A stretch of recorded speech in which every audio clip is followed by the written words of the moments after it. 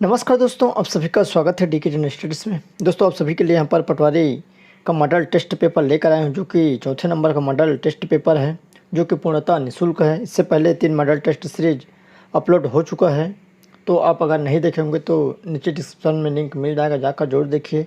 साथ ही साथ प्लेलिस्ट में भी आपको मिल जाएगा और पटवारी से रिलेटेड या व्यापम से रिलेटेड बहुत सारे एमसीक्यू प्रश्न आपको नीचे मिल जाएंगे, जाकर जरूर देख सकते हैं। दोस्तों, इस चैनल में लगातार आपको पटवारी से रिलेटेड एमसीक्यू क्वेश्चन साथ ही साथ मॉडल टेस्ट पेपर यहाँ पर देखने को मिल रहा है, तो आप चैनल को सब्सक्राइब जरूर कर लें। साथ ही साथ बेल घंटे के ऑल बटन को भी प्रेस कर लें, ताकि जब भी मैं इससे रिलेटेड कोई वीडियो अपलोड करूँ तो उसका नोटिफिकेशन आप तक अवश्य पहुँचे। और क्वेश्चन पसंद आए, वीडियो अच्छा लगे तो लाइक ज़रूर करें। साथ ही साथ टेलीग्राम ग्रुप पर लिंक नीचे दिए गए, उसको भी जरूर से ज्वाइन करिए। तो चलिए आगे बढ़ते हैं। सबसे पहले यहाँ पर कंप्यूटर के 20 प्रश्न हैं, जो कि मोस्ट इम्पॉर्टेंट प्रश्न हैं। सभी नए पैटर्नों का प्रश्न है और आपके एग्ज़ाम में यहाँ से आने की 100% संभावना रहेगी, जो काफ़ी आपके लिए मदद यहाँ पर साबित होंगे। क्योंकि आपके कोई भी एग्ज़ाम के लिए आपको एमसीक्यू क्वेश्चन करना, मतलब सॉल्व क्वेश्चन करना बहुत ही अनिवार्य होता है, ताकि आपकी यहाँ पर जो रोटेशन है, जो आपकी गलतियां हैं, वह समझ में आती है आपके एमसीक्यू करने से। तो चलिए आगे बढ़ते हैं। तो सबसे पहले यहाँ पर कंप्यूटर के प्रश्न हैं, तो आइए देखते हैं। पहला प्रश्न, निम्नलिखित में से किस उपयोगिता का उपयोग किसी विशेष आईपी एड्रेस से जुड़े एमएससी एड्रेस को निर्धारित करने के लिए किया जाता है? तो यहाँ पर पिंग है, एआरपी है, नेस्ट स्टेट है या ट्रांसर्ट है? तो इसका करेक्ट आंसर यहाँ पर बी हो जाएगा, आपका एआरपी या टीसीपी।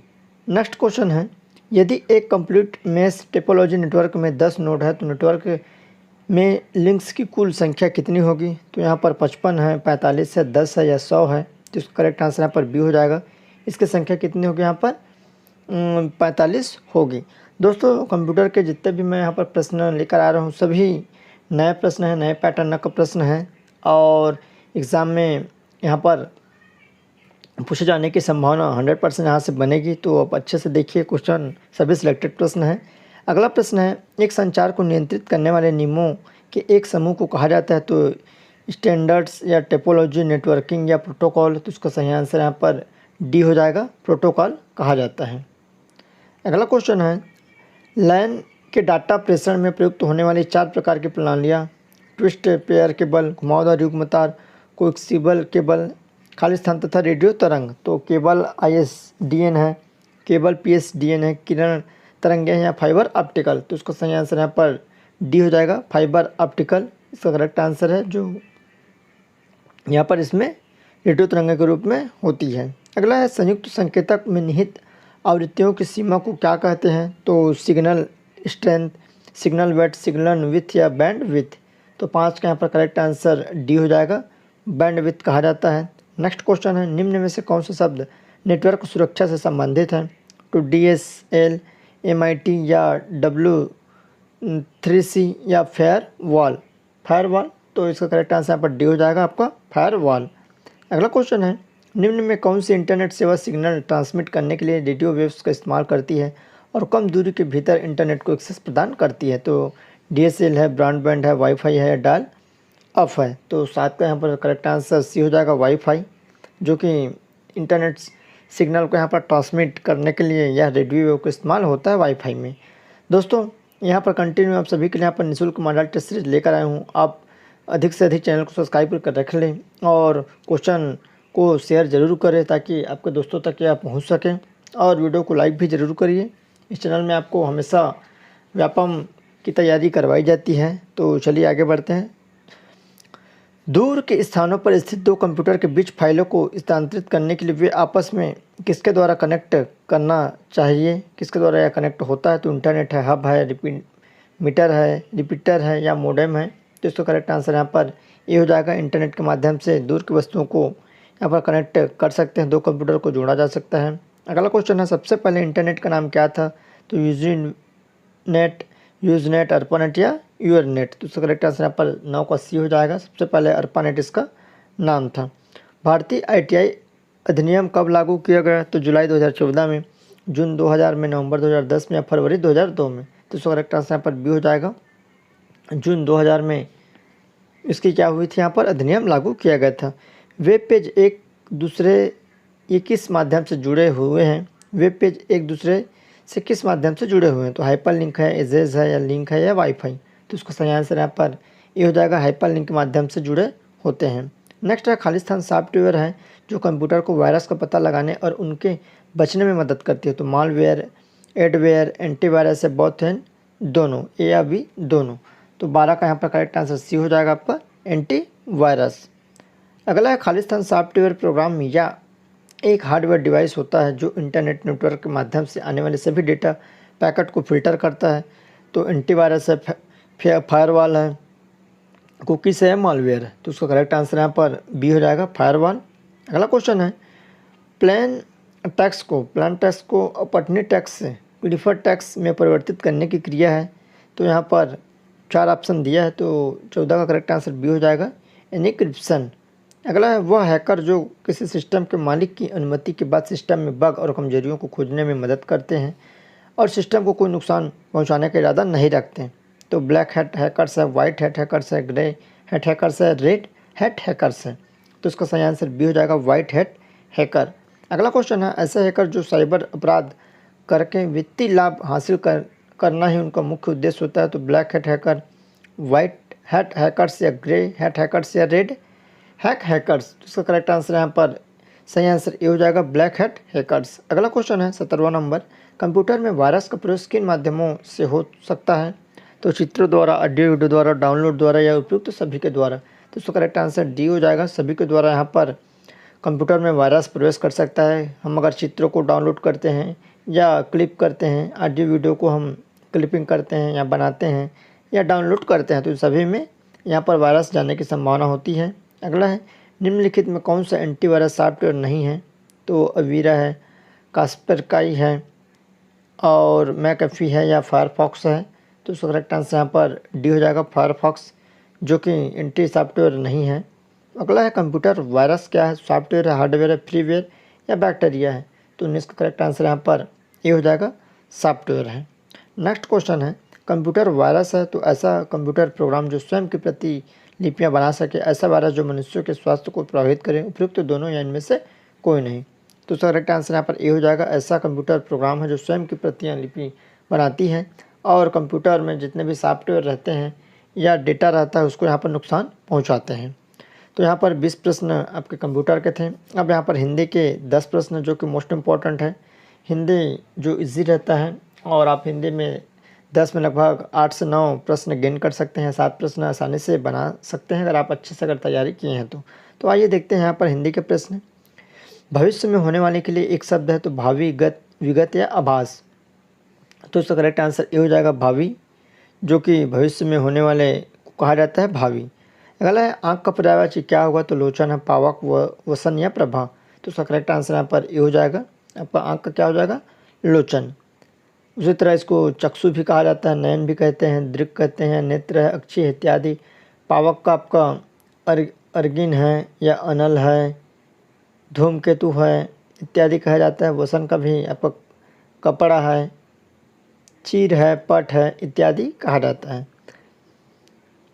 अगला है निम्न में प्रेरणार्थक क्रिया है, इसमें से प्रेरणार्थक क्रिया कौन सा है?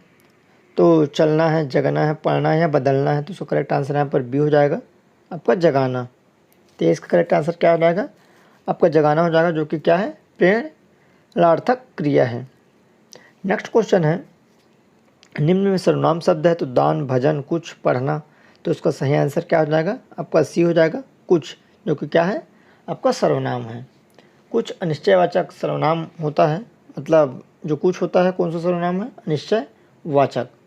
तो इस तरह अनिश्चयवाचक में जो सर्वनाम हैं, जैसे आपका मैं, जो सर्वनाम है मैं, तुम, हम, वे, आप इत्यादि। तो आइए देखते हैं सर्वनाम के कुल 6 भेद होते हैं। कितने भेद?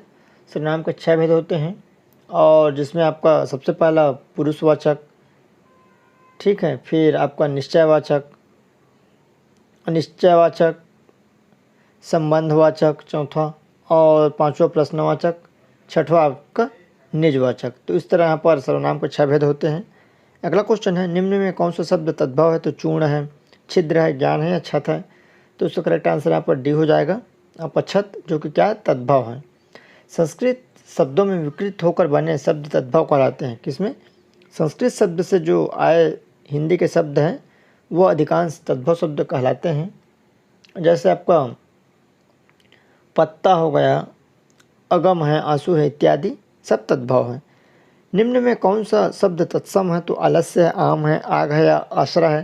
तो इसका करेक्ट आंसर यहाँ पर ए हो जाएगा। 26 का ए आपका आलस्य जो कि तत्सम है। संस्कृत के ऐसे शब्द जिन्हें हम हिंदी में मूल रूप में ही प्रयोग करते हैं तत्सम कहलाते हैं। मतलब संस्कृत के जितने भी शब्द हैं, संस्कृत शब्द जिसको हम लोग हिंदी में ज्यों का त्यों इस्तेमाल करते हैं वह सब क्या है, यहाँ पर तत्सम है। अगला है भलाई में प्रत्यय है, तो ई है, आई है, लाई है या भा है? तो उसका सही आंसर यहाँ पर बी हो जाएगा आपका आई, भलाई। मतलब प्रत्यय जो पीछे जुड़कर नए शब्द बनते हैं उसे क्या कहते हैं, प्रत्यय कहा जाता है। तो इस तरह इसका करेक्ट आंसर बी हो जाएगा आई। परिक्रमा में उपसर्ग है जो सामने लगता है, तो यहाँ पर परिक्रमा दिया है, तो 28 का सही आंसर डी हो जाएगा आपका परि। तो क्रमा यहाँ पर शब्द है, तो उसी तरह परि उपसर्ग से बना है आपका क्या, परिक्रमा। अगला है प्रतिमान में समास है, तो तत्पुरुष समास है, अव्ययी भाव द्वंद्व समास है, द्विगु समास, तो उसका सही आंसर यहाँ पर बी हो जाएगा। अव्ययी भाव समास है प्रतिमान में। क्यों? क्योंकि जितने भी यहाँ पर जिसमें प्रति आता है शुरू में वह सभी क्या रहते हैं, यहाँ पर अव्ययी भाव समास होते हैं। अगला है 30वां प्रश्न, रत्नाकर का संधि विच्छेद बताइए क्या होगा? तो रत्नधर आकर, रत्नधन अकार, रत्नाधन कर या रतिधन अकार। तो इसका करेक्ट आंसर ए हो जाएगा रत्नधन अकार, रत्नाकार हो जाएगा इसका सही आंसर, जो कि यह दीर्घ स्वर संधि का क्या है, उदाहरण है। आपका रत्नाकर किसका उदाहरण है, दीर्घ स्वर संधि का। नेक्स्ट है इंग्लिश। दोस्तों इंग्लिश पढ़ने के समय थोड़ी सी परेशानी होती है, क्योंकि हिंदी माध्यम में जो पढ़े रहते हैं उसको थोड़ा सा दिक्कत होता है, तो आप इसको समझ लीजिएगा और उस पर ध्यान न दीजिएगा, आप जो क्वेश्चन है उस पर ध्यान देंगे। तो आइए मैं यहाँ पर आपको 31वें नंबर का प्रश्न है, जो हिंदी के 10 प्रश्न पूछे जाएंगे। आपके व्यापम के अधिकांश एग्जाम में पूछा जाता है और पटवारी में इसमें 10 प्रश्न पूछे जाएंगे। तो select the most appropriate meaning of the given item beyond good 9। तो यहाँ पर 4 ऑप्शन दिया है, तो 31 का यहाँ पर करेक्ट आंसर क्या हो जाएगा, ए हो जाएगा आपका, to be in a state of extreme happiness. Next question है आपका, the mother is well as her children were brought the police station for interrogation. तो यहाँ पर 32 का करेक्ट आंसर क्या हो जाएगा, 4 ऑप्शन है, तो उसका सही आंसर ए हो जाएगा, हर चिल्ड्रन वेयर ब्राउट। अगला क्वेश्चन है, select the most appropriate option to fill in the blanks and make a grammatically correct sentence. आपको यहाँ पर करेक्ट सेंटेंस बताना है, सही सेंटेंस। तो आई ट्रीड टू कॉन्टैक्ट हर 2 और 3 टाइम्स बट खालिस्तान, यहाँ पर time there was no reply. तो इसका सही आंसर यहाँ पर क्या हो जाएगा, ये हो जाएगा ईच। अगला क्वेश्चन है, select the most appropriate synonyms बताना है यहाँ पर आपको द गिवन वर्ड्स। तो इंट्रोगेशन है, इसका करेक्ट आंसर क्या हो जाएगा आपका, 4 ऑप्शन दिए गए हैं, तो इसका सही आंसर बी हो जाएगा आपका। 34 का आपका करेक्ट आंसर क्या हो जाएगा, बी हो जाएगा। अगला क्वेश्चन है, select the option to substitute the underline segment in the given sentence if there is no need to substitute do you mind to landing me you umbrella. तो यहाँ पर अंडरलाइन दिया है, इसमें मीनिंग हमको बतानी है 35 का, तो 35 का करेक्ट आंसर पर बी हो जाएगा, लैंडिंग मी।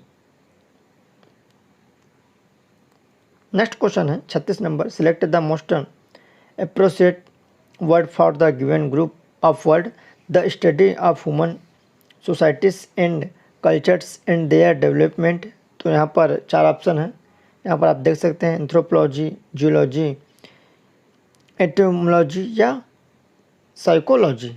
तो इसका 36 का सही आंसर ए हो जाएगा, एंथ्रोपोलॉजी। अगला सिलेक्ट द करेक्ट स्पेल्ड, यहाँ पर सही स्पेलिंग बतानी है, 4 ऑप्शन दिया है, तो उसका करेक्ट आंसर आपका 37 का बी हो जाएगा, जो कि सही है। अगला क्वेश्चन है, select the most synonyms of the given words. तो एक्रोनिम यहाँ पर दिया है क्वेश्चन है, तो इसका यहाँ पर करेक्ट सिनोनिम्स हमको बतानी है। तो आपका 38 का सही आंसर क्या हो जाएगा, ए हो जाएगा आपका सेंसर। 38 का ए हो जाएगा आपका। 38 का 1 मिनट, 38 का करेक्ट आंसर आपका बी होगा, प्रेस हो जाएगा यहाँ पर, जो 38 का बी है। नेक्स्ट क्वेश्चन है 39 number, choose the plural of the given words knife. तो यहाँ पर हमको प्लूरल बताना है, यहाँ पर प्लूरल, तो आपका 39 का सही आंसर क्या हो जाएगा, सी हो जाएगा। अगला क्वेश्चन है, what is of the bachelor. तो यहाँ पर जेंटल वुमेन है, एक्ट्रेस है, सेम है या स्पेंस्टर है। तो आपका 40 का करेक्ट आंसर यहाँ पर डी हो जाएगा। तो इस तरह आपके इंग्लिश के 10 प्रश्न। उसके बाद आइए आपका मानसिक योग्यता, जो कि रीजनिंग के मोस्ट इम्पॉर्टेंट प्रश्न हैं। यहाँ पर गणित के क्वेश्चनों को मैं नहीं लिया हूँ, क्योंकि गणित का केवल आंसर ही यहाँ पर मिल सकता है, क्योंकि गणित मेरा सब्जेक्ट नहीं है, इसलिए मैं गणित को यहाँ पर नहीं बता रहा हूँ। तो बाकी केवल आंसर ही बता सकता हूँ, बाकी मैं मानसिक योग्यता को यहाँ पर समझा सकता हूँ, बता सकता हूँ। तो आइए यहाँ पर मानसिक योग्यता की तरफ बढ़ते हैं, जो कि आपके यहाँ पर टोटल 15 प्रश्न पूछे जाएंगे, तो जो आपके लिए मोस्ट इम्पॉर्टेंट रहेगा। तो सबसे पहला 71 नंबर का प्रश्न है, निम्नलिखित प्रश्न में दिए गए विकल्प में से लुप्त अंक ज्ञात कीजिए। तो लुप्त अंक यहाँ पर 45 के बाद नहीं है, इसको ज्ञात करनी है। तो आइए देखते हैं। तो यहाँ पर 31 है, फिर 34 है, फिर 38 है, 41 है, 45। तो यहाँ पर +3 +4 और प्लस आपका 3 का यहाँ पर ट्रिक लगा है। तो आप यहाँ पर बना सकते हैं, 31 + 3 में 34 हो जाएगा, 34 + 4 38, फिर 3। तो इस तरह इसका करेक्ट आंसर क्या हो जाएगा, इसका डी हो जाएगा 48। अगला क्वेश्चन है, एक अनुक्रम दिया गया है जिसमें एक लुप्त पद है, दिए गए विकल्प में वह सही विकल्प चुनिए जो अनुक्रम को पूरा करे। तो यहाँ पर 3 सेंटेंस दिया है, 3 क्रम दिया है, चौथा हमको यहाँ पर बतानी है। तो 72 का यहाँ पर करेक्ट आंसर क्या हो जाएगा, 72 करेक्ट आंसर आपका सी हो जाएगा। डी और भी जो कैसे ट्रिक लगा है आपका, यहाँ पर आपका -1 और आपका +1। तो सबसे पहले यहाँ पर हम देख लेते हैं ए बी और सी, और उसके बाद क्या हो जाएगा डी, उसके बाद आपका वाई एक्स और डब्ल्यू, फिर आपको क्या हो जाएगा यहाँ पर भी। तो इस तरह इसका करेक्ट आंसर सी हो जाएगा। अगला, निम्नलिखित प्रश्न में दिए गए विकल्प में विषम शब्द चुनिए। तो कीबोर्ड है, माउस है, मॉनिटर है, बिल्ली है। तो ये इजी क्वेश्चन है, उसका करेक्ट आंसर यहाँ पर डी हो जाएगा। अगला, निम्नलिखित प्रश्न में दिए गए विकल्प में विषम संख्या युग्म को चुनना है। तो 342 है, 432, 234 है, 542 है। तो इसका करेक्ट आंसर यहाँ पर डी हो जाएगा आपका 542। तो 542 में क्या ट्रिक लगा है, 542 को छोड़कर अन्य सभी में 2, 3 और 4 का प्रयोग हुआ है, मतलब 2, 3, 4, 2, 3, 4, 2, 3, 4। तो इस तरह इसका सही आंसर हो जाएगा। अगला, निम्नलिखित प्रश्न में दिए गए विकल्प में से विषम अक्षरों को चुनिए। तो इसमें विषम हमको बतानी है। तो 75 का सही आंसर क्या हो जाएगा, आपका सी हो जाएगा, जो कि FCA क्या है, विषम है। तो ये क्या है आपका -2 से बना है, ओ उसके बाद -2 फिर -2, सभी वैसे ही बना है। -2 टी के बाद -2 करेंगे, फिर आर के बाद -2। तो इस तरह इसका आंसर आ जाएगा। अगला है, वह आरेख चुनिए जो नीचे दिए गए वर्गों के बीच संबंध सही दर्शाता है। तो न्यायाधीश, अपराधी और चोर, यहाँ पर न्यायाधीश, अपराधी और चोर को कौन सा दर्शाता है। तो आपका 76 का करेक्ट आंसर यहाँ पर बी हो जाएगा, जो कि सभी चोर अपराधी होते हैं, जबकि न्यायाधीश इसके भिन्न है। तो इसको अपन अपराधी और चोर मान लेते हैं, और ये आपका न्यायाधीश हो जाएगा। अगला क्वेश्चन है, निम्नलिखित प्रश्न में दिए गए विकल्प में से संबंधित शब्द को चुनिया है। तो मुख, वाणी और बधिर। तो उसका क्या हो जाएगा, आपका 77 का बी हो जाएगा, आपका सुनना। मुख का वाणी और बधिर का आपका सुनना हो जाएगा। तो 170 का करेक्ट आंसर क्या हो जाएगा, आपका बी हो जाएगा। जिस प्रकार मुख का संबंध वाणी से होता है, उसी प्रकार बधिर का संबंध सुनने से होता है। अगला है, निम्नलिखित प्रश्न में दिए गए विकल्प में से संबंधित संख्या को चुनिए। तो इससे यह किस प्रकार संबंध है, उसी तरह इसको यहाँ पर संबंधित करना है। तो 78 का यहाँ पर करेक्ट आंसर क्या हो जाएगा, आपका हो जाएगा 684, मतलब सी वाला ऑप्शन करेक्ट हो जाएगा। ये कैसे ट्रिक लगा है, 653 प्लस यहाँ पर 222 करेंगे, तो आपका 875 हो जाएगा। वैसे ही 465 में प्लस 222 करेंगे तो 684 हो जाएगा। अगला है निम्नलिखित प्रश्न में दिए गए विकल्प में से संबंधित अक्षरों को चुनिए। फिर यहाँ पर संबंधित अक्षर चुनना है। तो 79 का यहाँ पर करेक्ट आंसर सी हो जाएगा आपका बी और वाई। ये कैसे ट्रिक लगा है, +4 आपका पी में +4 करेंगे तो आपका क्या हो जाएगा, टी हो जाएगा। उसी तरह एम में +4 करेंगे तो आपका क्या बन जाएगा, यहाँ पर क्यू हो जाएगा। तो वैसे ही आपको यहाँ पर बना देना है। एक्स में +4 करेंगे तो बी हो जाएगा, और आपका यू में +4 करेंगे तो क्या हो जाएगा, वाई। तो करेक्ट आंसर सी हो जाएगा। नेक्स्ट है निम्नलिखित प्रश्न में दिए गए विकल्प में से प्रश्न चिन्ह के स्थान पर क्या आएगा, उस संख्या को यहाँ पर हमको बतानी है। तो ये प्रश्न संख्या है, तो आइए देखते हैं कैसे बनेगा। तो 80 का यहाँ पर करेक्ट आंसर क्या हो जाएगा, आपको बी हो जाएगा। आपका 24, तो 24 कैसे आएगा, तो यहाँ पर 4 + 2 हो जाएगा तो 6 हो जाएगा, +3 9 +4, और इसी तरह से यहाँ पर होते गया है। तो आपको 18 के बाद +6 हो जाएगा। यहाँ पर 5 3 4 फिर 5 फिर 6 7 ऐसे होते गया है, तो इसका करेक्ट आंसर बी हो जाएगा। नेक्स्ट है दी गई आकृति में कितने त्रिभुज हैं, यहाँ पर गिनना है। तो इसको आपको गिन के बनाना है, या आप ABCD लिख कर भी बना सकते हैं। तो इसमें 81 में जो करेक्ट आंसर आएगा आपका हो जाएगा बी हो जाएगा आपका 10। तो आप गिन सकते हैं ऐसा करके 1 2 3 4 5, ठीक है। उसके बाद आप यहाँ से ऐसे गिन सकते हैं 6, फिर ये आपका 7, फिर ये आपका 8, फिर ये 9, फिर ये 10। तो इस तरह लगभग 10 यहाँ पर त्रिभुज आपको मिल जाएंगे। अगला है नीचे निष्कर्ष वाला क्वेश्चन दिया है 82 नंबर में, हमको निष्कर्ष निकालनी है। तो निष्कर्ष में आइए क्या दिया है, सभी पेंसिल घर हैं, सभी घर इरेजन है। इरेजन है तो सभी पेंसिल, तो यहाँ पर आप पेंसिल बना लें। सभी पेंसिल क्या है, तो ये पेंसिल है। सभी पेंसिल क्या है, घर है, ठीक है। उसके बाद सभी घर क्या है, इरेजन। तो आप सभी घर क्या है, इरेजन है। तो ये इस तरह बना सकते हैं।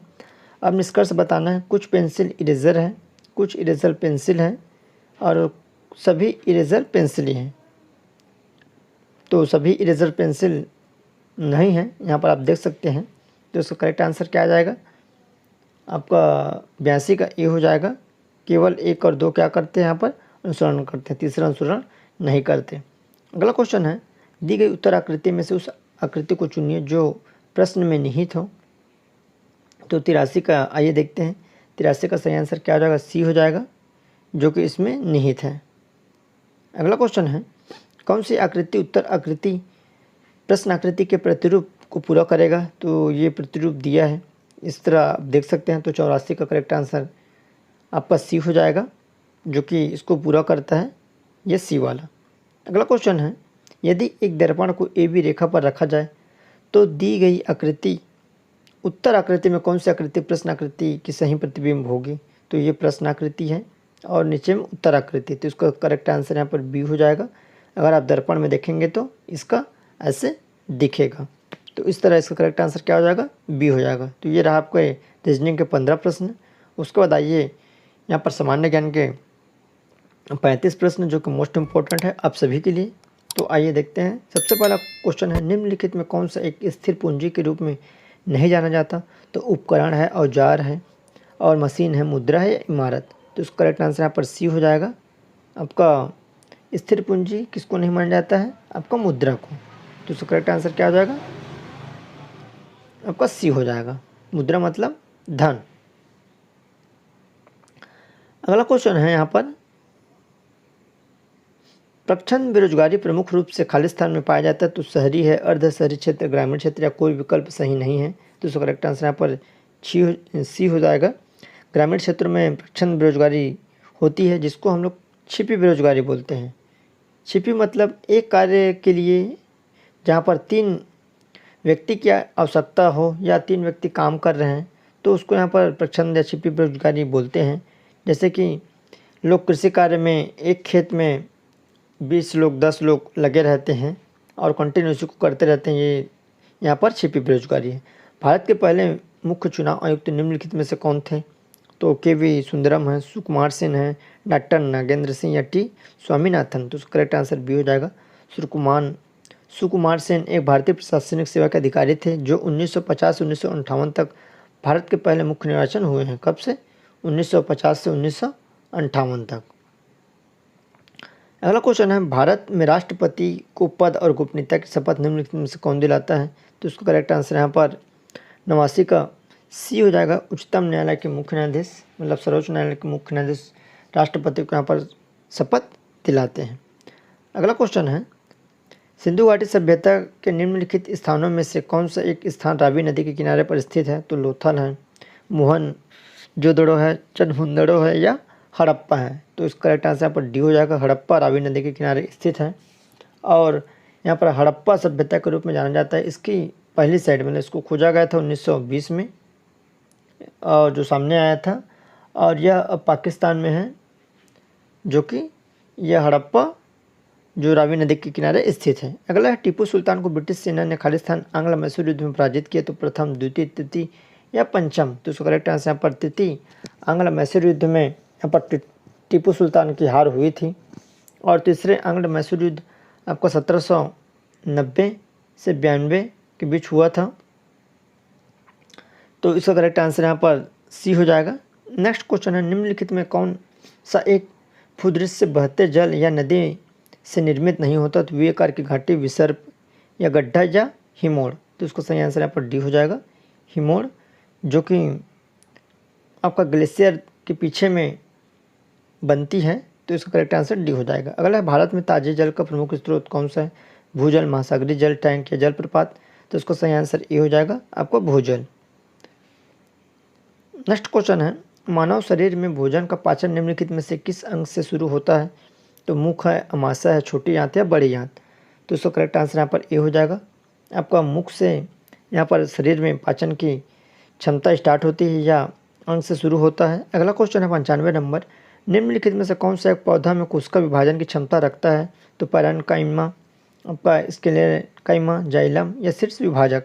तो उसको सही आंसर यहाँ पर डी हो जाएगा, शीर्ष विभाजक, जो कि यहाँ पर पौधों में कोशिका विभाजन की क्षमता रखता है। अगला है, निम्नलिखित में कौन सा एक वास्तविक मछली है? तो जेलीफिश, स्टारफिश, डॉगफिश या सिल्वर फिश? तो इसका करेक्ट आंसर यहाँ पर सी हो जाएगा, डॉगफिश, जो कि एक मछली है, वास्तविक मछली। अगला क्वेश्चन है, जब कोई कार विराम से अचानक चल पड़ती है, उसमें बैठे सवार पीछे की तरफ झुक जाते हैं, यह घटना खालिस्तान का उदाहरण है? किसका उदाहरण है? न्यूटन की प्रथम गति का, न्यूटन की द्वितीय गति का, न्यूटन की तृतीय गति का? इनमें से कोई नहीं। तो इसका करेक्ट आंसर ए हो जाएगा, न्यूटन की प्रथम गति का यह नियम है। जो अचानक विराम लग जाते हैं, तो विराम अवस्था में रहने वाली कार अचानक चल पड़ते हैं स्टार्ट से, तो लोग पीछे की तरफ झुक जाते हैं।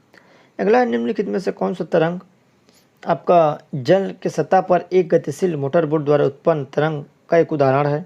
तो केवल अनुदैर्ध्य, केवल आड़ी तरंगे, विद्युत चुंबकीय तरंगे या अनुदैर्ध्य और आड़ी दोनों?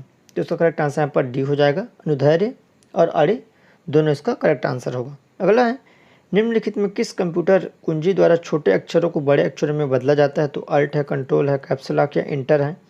तो इसका करेक्ट आंसर यहाँ पर सी हो जाएगा, कैप्स लॉक के द्वारा। यहाँ पर कंप्यूटर के कीबोर्ड पर एक कुंजी होती है जो उपयोगकर्ता को शिफ्ट कुंजी दबाए बिना सक्रिय किए जाने का यहाँ पर ऑप्शन दिया गया है। अगला है, परमाणु के एक मौलिक कण प्रोटॉन की खोज किसने की थी? तो चैडविक है, टीचे थॉमसन, रदरफोर्ड या न्यूटन ने? तो परमाणु की खोज यहाँ पर सी, रदरफोर्ड ने की थी, जो 1919 में इसकी खोज किया था रदरफोर्ड।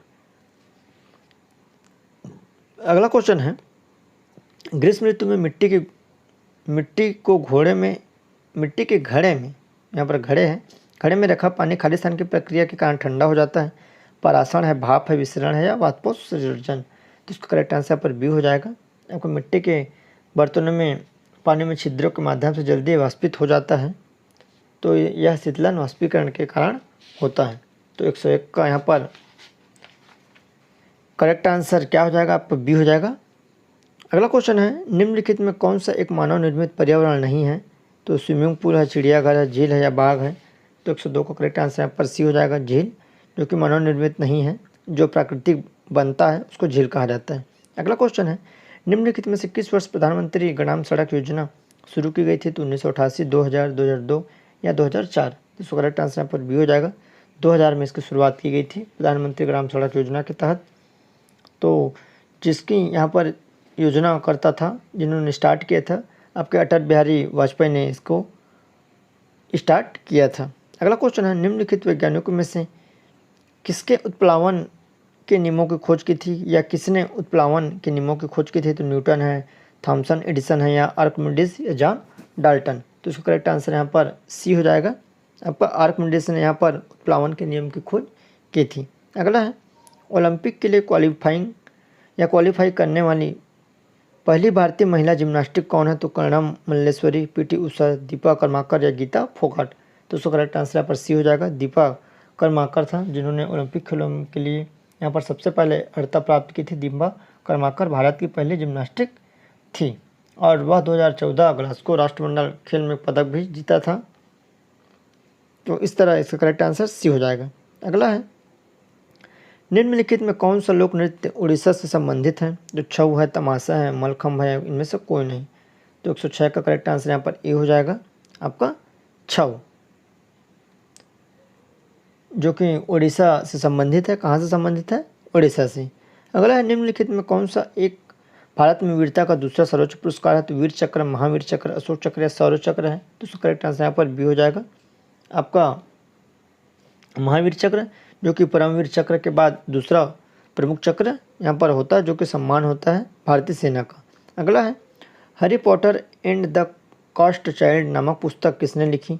तो पैट्रिक सरकाइड, एन फ्रैंक, जेके रॉलिंग, या इलिना फॉर्नाटे। तो इसका करेक्ट आंसर यहाँ पर सही आंसर सी हो जाएगा। जेके रॉलिंग ने यहाँ पर लिखी है यह पुस्तक को। अगला है, हाथी भारत के किस राजनीतिक दल का चिन्ह है? तो राष्ट्रीय कांग्रेस पार्टी, भारतीय कम्युनिस्ट, बहुजन, या राष्ट्रीय जनता। तो उसका सही आंसर यहाँ पर सी हो जाएगा, बीएसपी बहुजन समाज पार्टी का यह राष्ट्रीय चिन्ह है। अगला क्वेश्चन है, निम्नलिखित देशों में कौन सा एक देश म्यांमार के साथ थल सीमा साझा नहीं करता? बांग्लादेश, भारत, कंबोडिया, या लाओस। तो 110 का करेक्ट आंसर यहाँ पर सी हो जाएगा, आपका कंबोडिया, जो म्यांमार उत्तर पश्चिम में बांग्लादेश के साथ और भारत में मिजोरम के साथ इस तरह है। तो इसका करेक्ट आंसर यहाँ पर सी हो जाएगा। अगला है, हमारे राष्ट्रीय ध्वज की चौड़ाई और लंबाई में क्या अनुपात है? तो 1:2, 1:4, 2:3, या 3:3। तो इसका सही आंसर यहाँ पर डी हो जाएगा, आपका 2:3। ये 2:3 है, यहाँ पर मिस्टेक लिखने में हुआ है। तो इसका करेक्ट आंसर डी हो जाएगा, 2:3।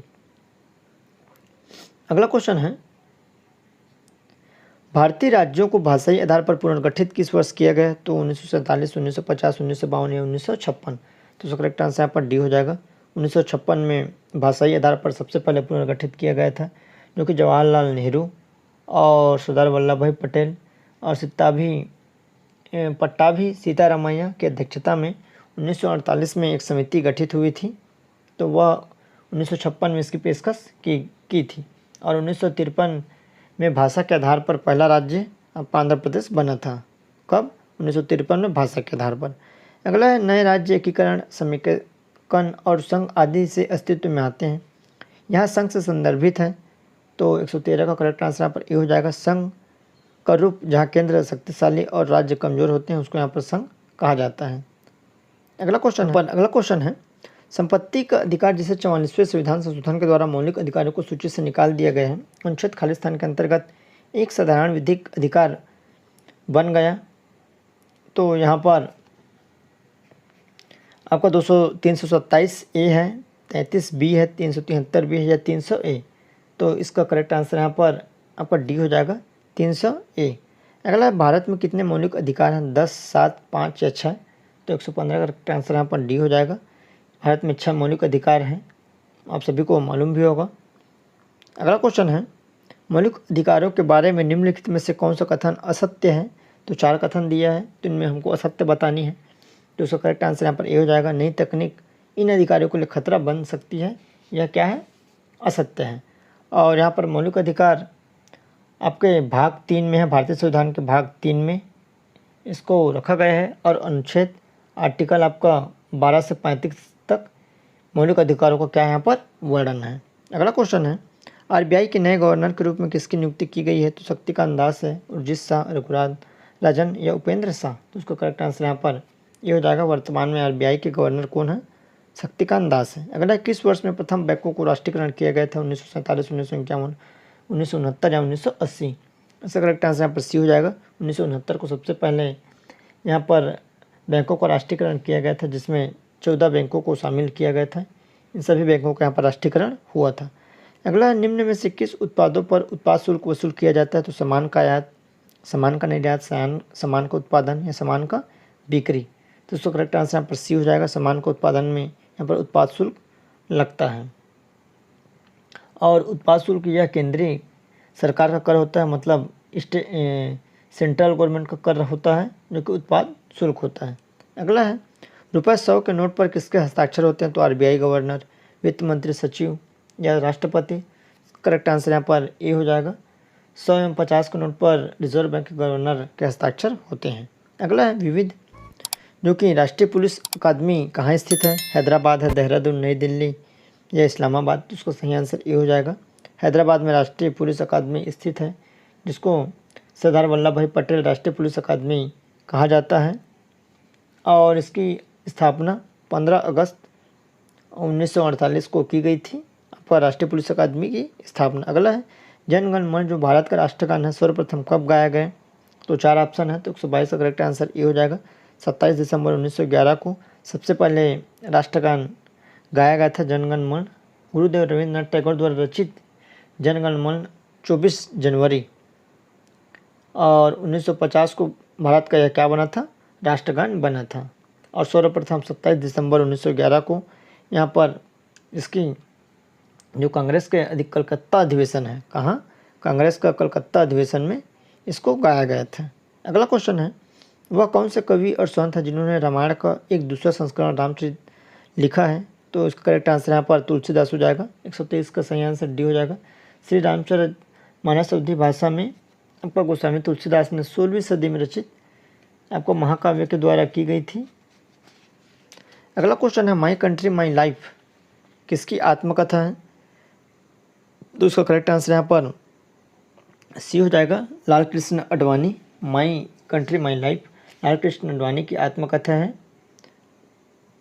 अगला क्वेश्चन है, विश्व जूनियर एथलेटिक्स में स्वर्ण जीतने वाली पहली भारतीय महिला कौन थी? तो हिमा दास, हिना सिद्धू, द्युति चंद या सीमा पुनिया? तो उसका करेक्ट आंसर यहाँ पर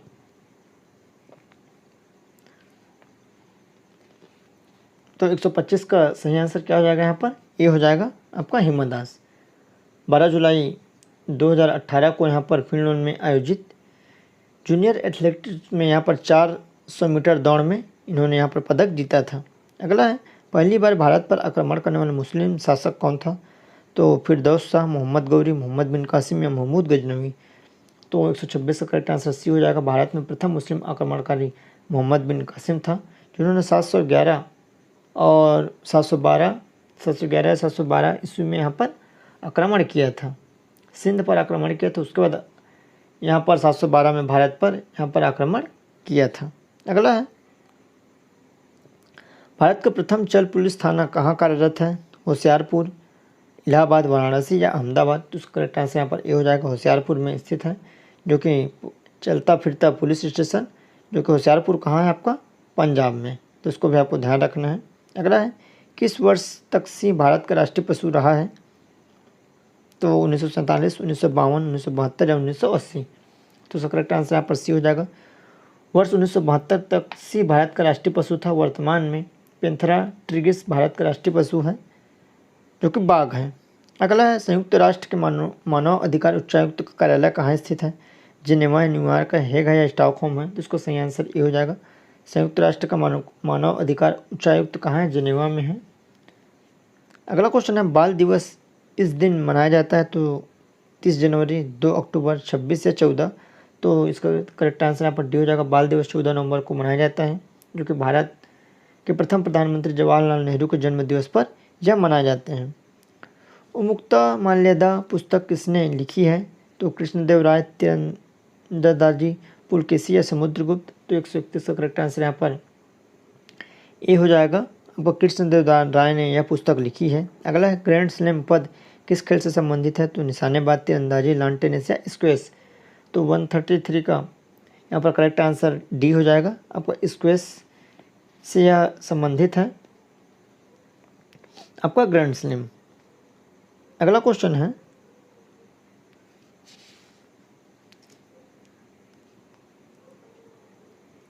यहाँ पर ये 132 है।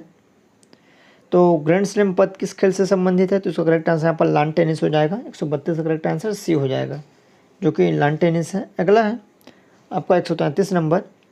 ऐतिहासिक विक्टोरिया पार्क, जिसे अब जंग आज़ादी पार्क का नाम दिया गया है, कहाँ स्थित है? अमृतसर, इलाहाबाद, झांसी या मेरठ? तो इसको सही आंसर यहाँ पर डी हो जाएगा। यह कहाँ स्थित है? मेरठ में स्थित है। अगला क्वेश्चन है पोटला पैलेस, जो कि एक 7 मंजिला भवन है, किससे संबंधित है? जोधपुर के महाराणा, दलाई लामा, हिमाचल प्रदेश के राजा वीरभद्र या बाजीराव मस्तानी? तो उसका करेक्ट आंसर यहाँ पर बी हो जाएगा। आपका पोटला पैलेस दलाई लामा से संबंधित है, जो कि तिब्बती धर्मगुरु हैं। कौन? दलाई लामा, जिसका शीतकालीन में निवास रहता है। अगला क्वेश्चन है प्रसिद्ध बांसुरी वादक हरिप्रसाद चौरसिया का जन्म कहाँ हुआ? तो हथरजगंज, लखनऊ, पार्क स्ट्रीट, कोलकाता, लोकनाथ, इलाहाबाद या लोखंड वाला? तो उसको सही आंसर यहाँ पर सी हो जाएगा। यहाँ पर लोकनाथ इलाहाबाद में इसकी क्या हुई थी? यहाँ पर जन्म हुआ था। अगला क्वेश्चन है यहाँ पर छत्तीसगढ़ के सामान्य जानकारी 15 प्रश्न पूछे जाएंगे।